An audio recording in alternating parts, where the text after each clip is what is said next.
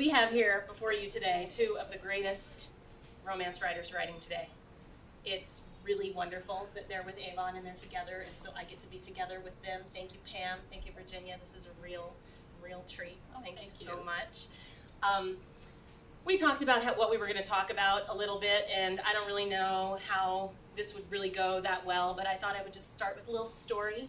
I've been a romance fan most of my life, but I haven't been a romance advocate my whole life. I've been a librarian just for 20 years or so, and advocating for romance for the last 15 or so.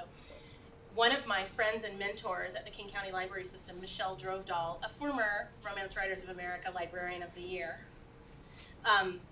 told me about Lord of Scoundrels. I had not read Lord of Scoundrels by Loretta Chase, which is what is frequently referred to as the greatest romance ever written. If you haven't read it, go forth and read. It is in the gift bags. And it's in the gift bags.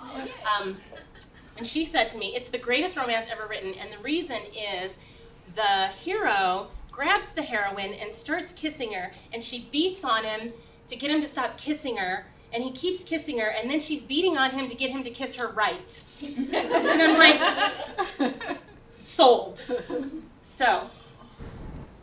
I think other people are more articulate than I in defending romance.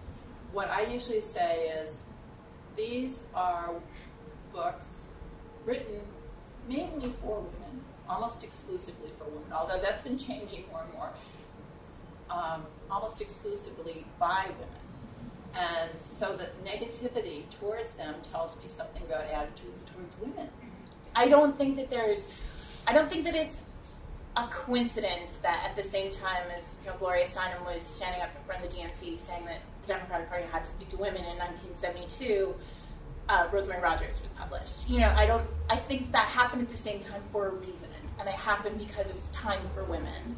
And I think 50 Shades is happening at a time, I think the explosion of erotica and new adults and super sexy contemporaries, and the fact that we're sort of looking at all of these big books that are selling huge, it's happening at a time when women need to be heard. And so it makes sense that it's a genre that rolls around at the same time. Thank you, Pam. Thank you,